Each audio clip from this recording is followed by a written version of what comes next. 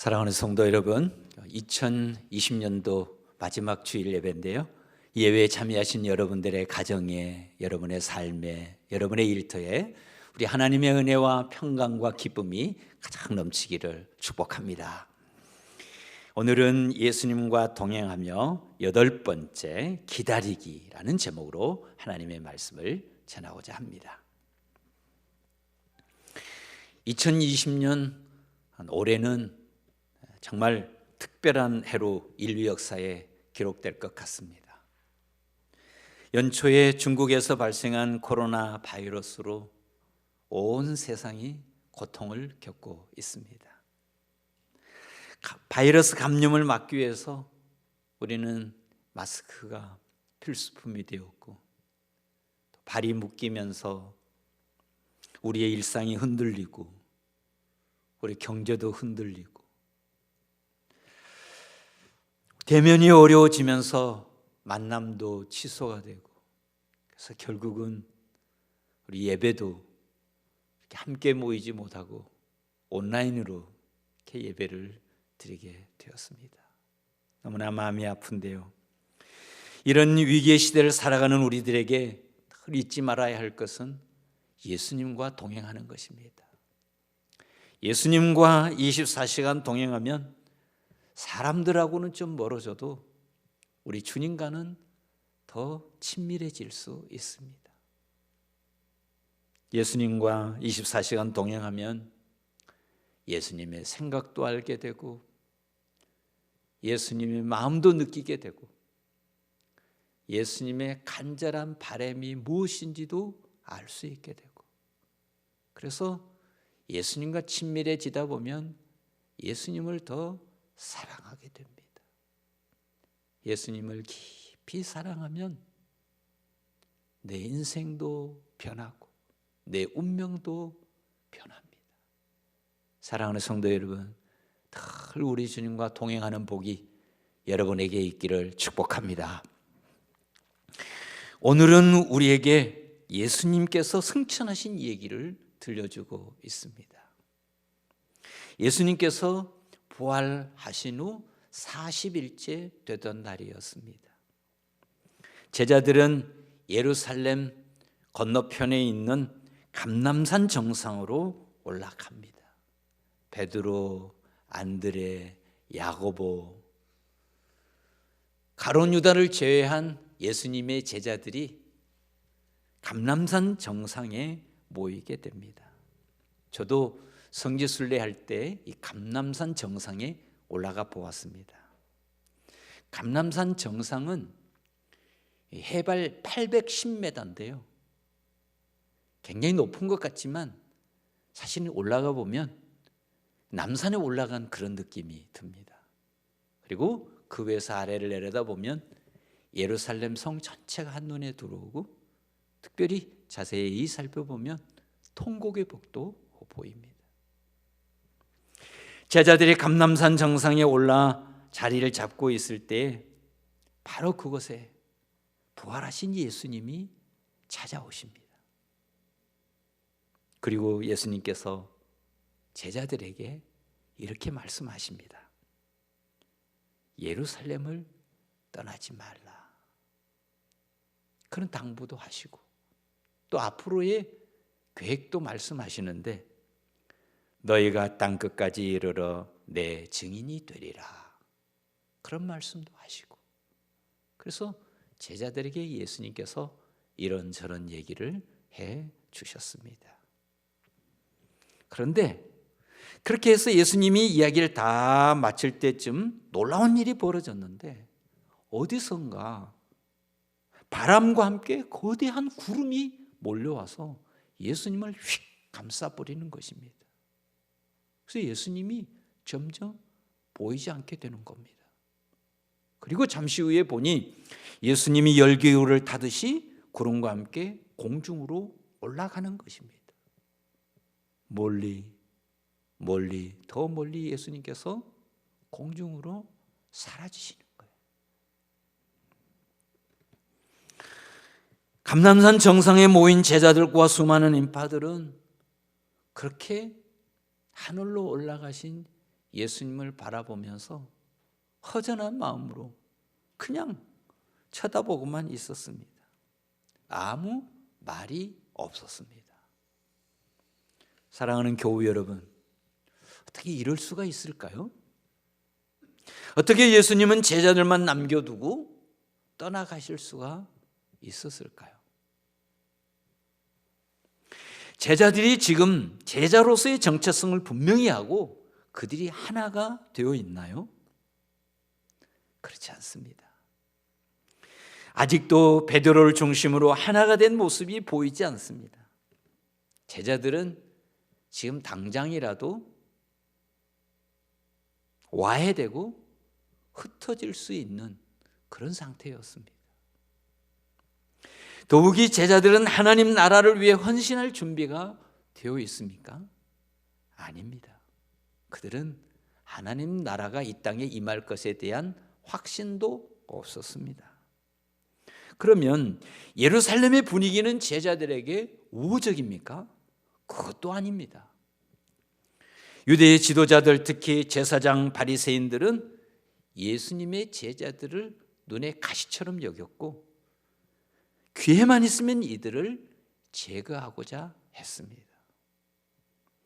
그런데 어떻게 예수님은 제자들만 남겨두고 떠날 수 있었습니까? 예수님이 지금 제자들을 떠나서는 안 됩니다. 지금까지 예수님이 3년 동안 공생애 동안 정말 애쓰고 수고하신 그 공든탑이 한순간에 무너질 수 있습니다. 그럼에도 불구하고 예수님께서 구름을 타고 떠나신 이유는 무엇일까요?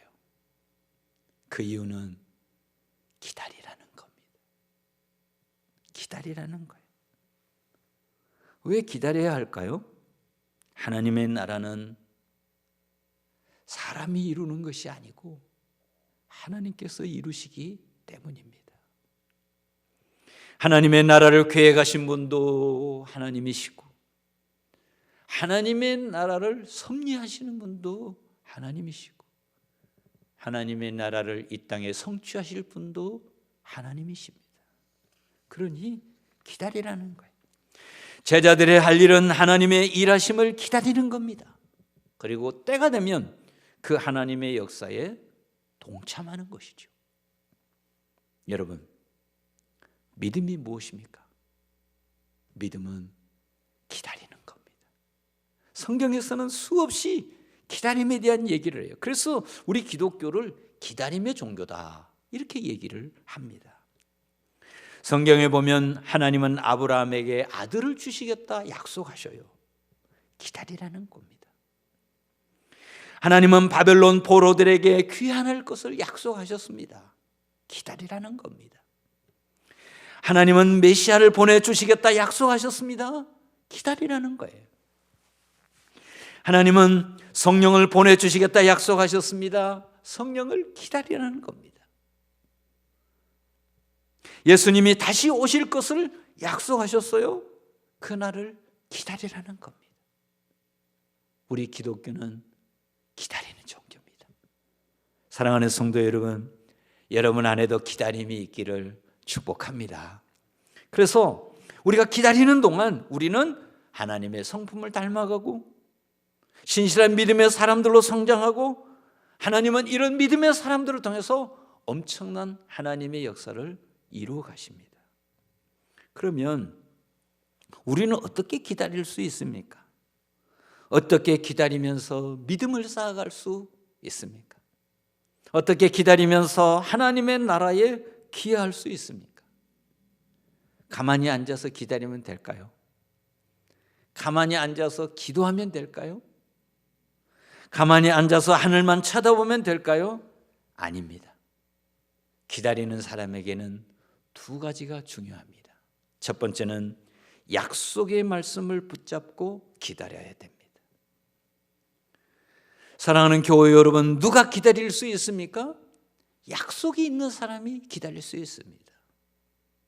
약속이 없는 사람은 기다릴 수가 없어요. 더 중요한 것은 약속을 붙잡는 사람입니다.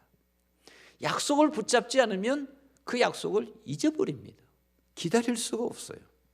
그런데 여러분, 여러분에게는 어떤 약속이 있습니까?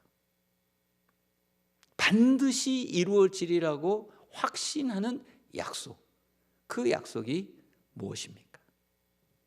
어떤 시련이 찾아오더라도, 누가 여러분을 미혹하더라도, 어떤 고난이 내게 닥치더라도, 어떤 핍박이 내게 몰려온다 하더라도 끝까지 놓지 않고 붙들 수 있는 약속. 그 약속이 여러분에게는 무엇입니까?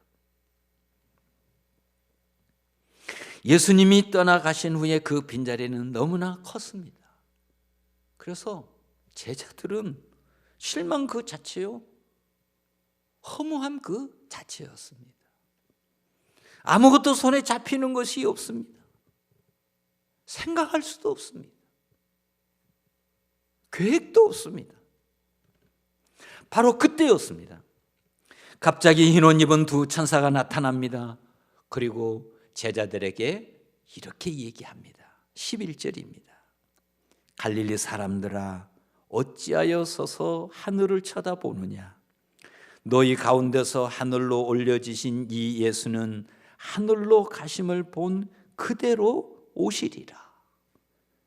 너희 가운데 하늘로 올려지신 이 예수는 하늘로 가심을 본 그대로 오시리라. 예수님은 오늘 본 그대로 다시 오신다는 것입니다. 영광스러운 모습으로 다시 오신다는 것입니다. 바로 이것이 우리에게 주신 우리 주님의 약속입니다. 사랑하는 성도 여러분, 이 약속이 여러분의 마음에 견고하게 자리 잡고 있기를 축복합니다. 제가 몇 년 전에 캄보디아를 간 적이 있습니다. 그래서 이제 캄보디아에 우리 선교사들이 사역하고 있는 그 선교지를 방문하게 되었는데, 이 학교를 운영하시는 선교사님이 있어서 그 학교에 가게 되었습니다. 그 학교에 교실 말고 대강당이 있었는데, 그 강당을 쭉 돌아보다가 그 강당 뒤편에 뭐 기록이 되어 있어요. 한글로. 제목이 우리의 신앙 고백. 그래서 이제 쭉 정리가 되어 있는데, 제가 잘 살펴보니까 사도신경을 그렇게 정리를 해뒀더라고요. 첫째, 우리는 하나님께서 창조주이심을 믿습니다. 둘째, 우리는 예수님이 하나님의 아들임을 믿습니다. 셋째, 넷째 이렇게 쭉 내려가는데, 열째, 우리는 주님이 다시 오실 것을 믿습니다. 우리는 주님이 다시 오실 것을 믿습니다. 이 대목을 읽는데 제 몸에 전율이 흐르는 느낌이 들었습니다. 그렇지, 우리 주님이 다시 오시지. 우리 주님이 다시 오신다 약속하셨지. 우리 주님이 다시 오실 때 나는 어떤 모습으로 만날까? 우리 주님이 다시 오실 때 그때를 위해서 나는 무엇을 준비할까? 제가 온통 그 생각에 빠지는 순간이 있었습니다. 사랑하는 성도 여러분, 여러분은 다시 오실 그 주님을 위해서 무엇을 준비하고 계십니까? 어떻게 준비하고 계셔요? 성경에 보면 예수님께서 다시 오신다, 이 재림에 대한 약속이 많이 기록이 되어 있습니다. 이 신학자들은 그것을 연구를 했어요.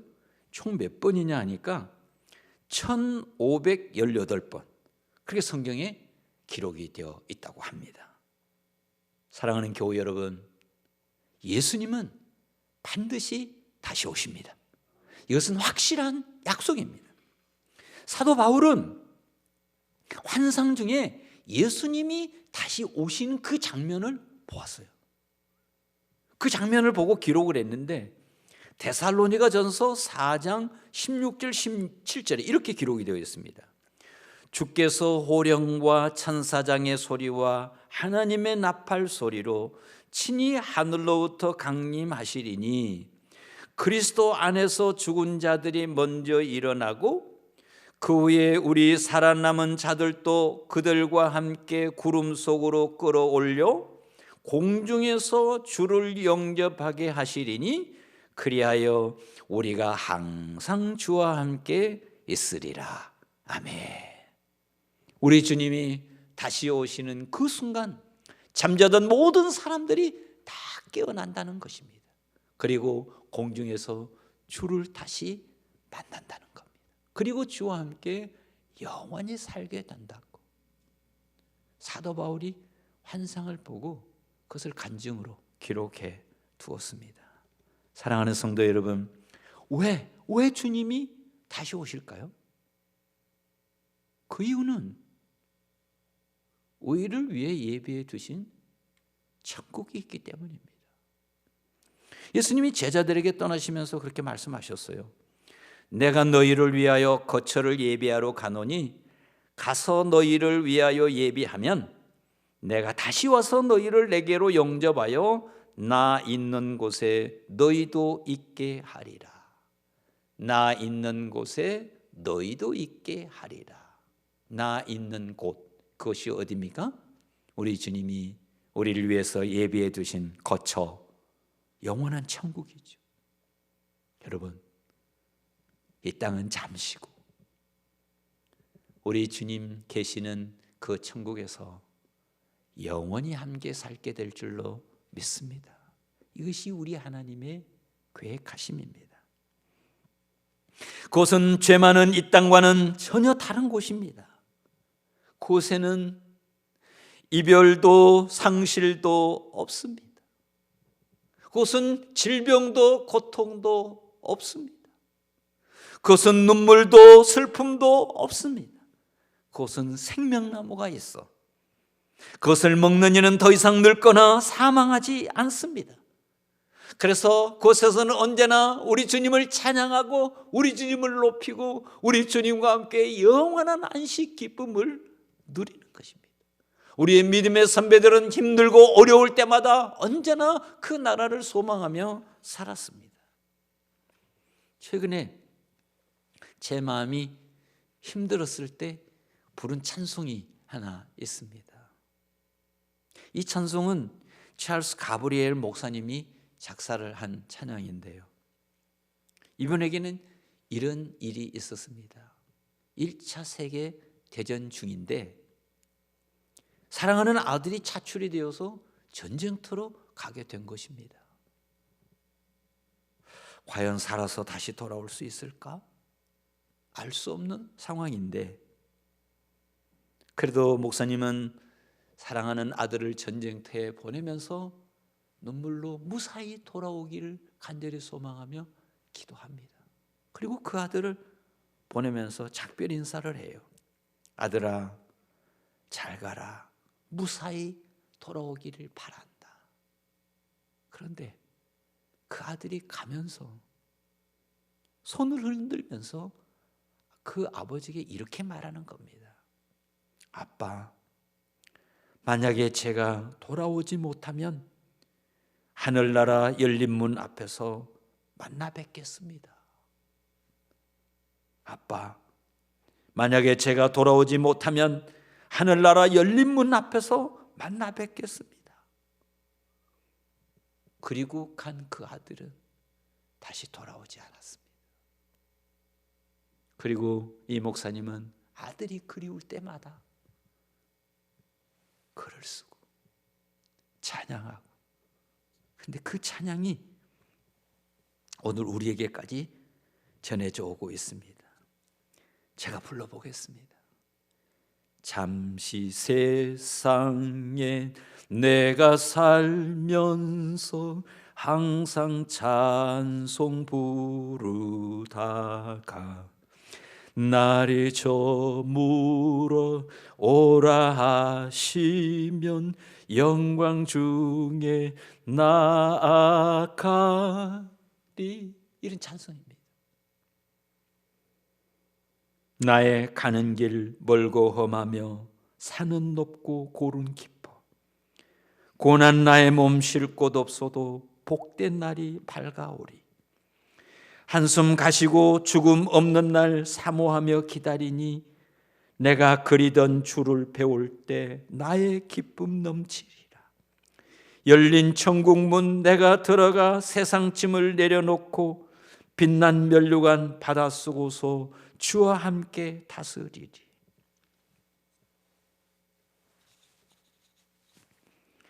사랑하는 성도 여러분, 우리 하나님은 우리를 위해서 영원한 천국을 준비하시고 우리 주님과 함께 우리를 기다리고 계십니다. 우리를 위해서 영원한 천국을 예비하신 그 놀라운 역사를 늘 기억하고 그 나라를 소망하며 사시기를 우리 주님의 이름으로 축복합니다. 우리 주님은 반드시 구름 타고 올라가신 그 모습 그대로 다시 오실 것입니다. 우리가 어떻게 준비할까요? 두 번째는 그날의 상급을 기대하며 기다려야 됩니다. 우리 주님은 그날을 기다리는 사람들에게 주실 상급을 준비하고 기다리고 계셔요. 사도 요한이 사랑하는 성도들을 떠나 pat모섬에 유배되어 있을 때 혹독한 추위와 싸우고 있었습니다. 극심한 외로움이 그를 힘들게 했습니다. 그런데 이런 것들보다 더 그를 고통스럽게 했던 것이 있습니다. 그것은 섬기던 교회로부터 온 편지였습니다. 그 편지에 의하면 로마의 황제의 핍박이 점점 심해지고 있다는 이야기, 성도들이 경찰들에게 끌려가서 고문을 당한다는 이야기, 예배당 문이 폐쇄되어 예배드리기가 어렵다는 이야기, 예배에 참여하는 자들이 점점 줄어들고 있다는 이야기, 성도들의 믿음이 점점 떨어지고 있다는 이야기, 성도들이 교회를 떠나간다는 이야기, 이런 이야기를 편지를 통해서 알게 되었을 때 사도 요한은 잠을 잘 수가 없었습니다. 그래서 하나님께 기도를 드렸어요. 주님, 언제 오십니까? 주님은 언제 오시는 것입니까? 그때 우리 주님께서 사도 요한에게 말씀하셔요. 요한계시록 22장 12절입니다. 보라, 내가 속히 오리니 내가 줄 상이 내게 있어 각 사람에게 그의 일한 대로 갚아주리라. 보라, 내가 속히 오리니 내가 줄 상이 내게 있어 각 사람에게 그의 일한 대로 갚아주리라.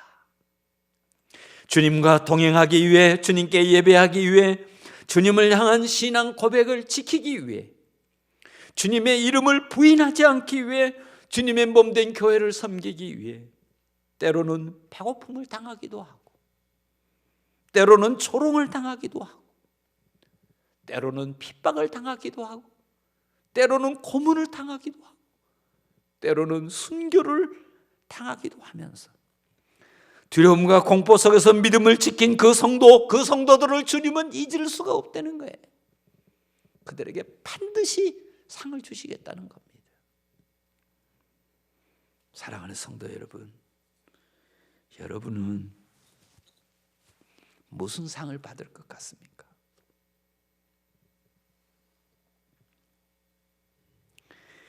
루마니아에 존 랩톤 목사님이 있습니다. 이 존 랩톤 목사님은 우리나라로 말하면 주기철 목사님, 또 한상동 목사님, 이런 훌륭한 분입니다. 믿음의 선배들이 신사참배 운동을 하다가 엄청난 고문을 당했듯이 이 루마니아가 공산화되면서 그리스도인들이 엄청난 박해를 받았습니다. 그러다가 어떻게 해서 존 랩톤 목사님은 미국으로 추방이 되었습니다.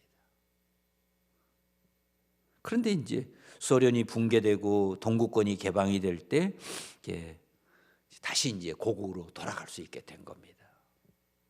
그때 함께 신앙생활했던 미국의 친구들이 그를 축하해 줬어요. 목사님 잘 됐습니다. 이제는 조국에 돌아가서 편안하게 마음껏 신앙생활을 하게 되었으니 정말 잘 됐습니다. 그럴 때 이 목사님이 하신 말씀이 있어요. 아닙니다. 저는 두렵습니다. 두렵다니요. 이제 자유롭게 신앙생활을 할 수 있는데 뭐가 두려운가요? 그때 이 목사님이 뭐라고 얘기했냐면, 지금까지 나의 조국에는 주님을 위해 고난받는 것을 은혜와 축복으로 아는 사람들이 많았습니다. 그런데 이제 개방이 되면 고난을 은혜와 축복으로 아는 사람들이 사라지게 될까 봐 그것이 두렵습니다. 여러분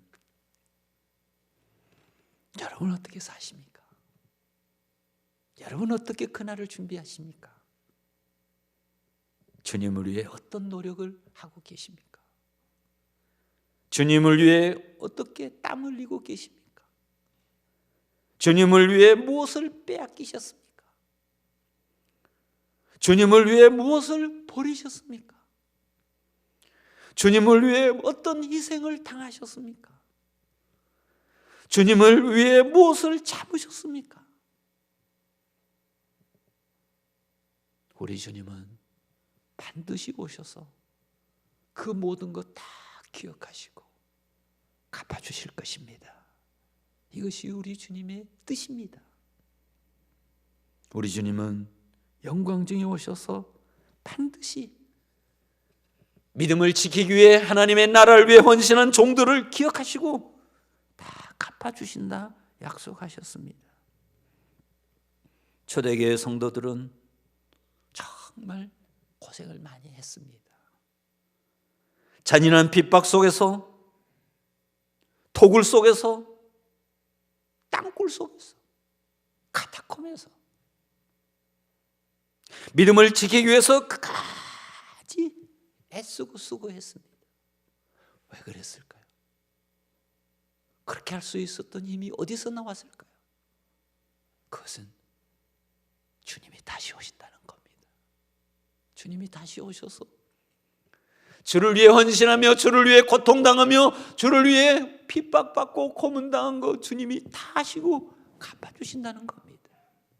그 믿음이 그들을 지키게 했고, 그래서 그들은 그 믿음의 길을 끝까지 걸어갈 수 있었습니다.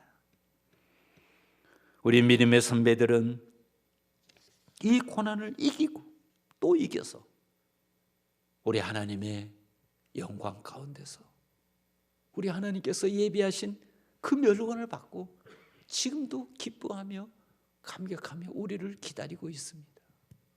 사랑하는 성도 여러분, 오늘 또 우리 주님은 우리에게 말씀하십니다. 갈릴리 사람들아, 어찌하여 서서 하늘을 쳐다보느냐? 너희 가운데 하늘로 올려지신 이 예수는 하늘로 가심을 본 그대로 오시리라. 아멘. 기도하겠습니다. 하나님 아버지,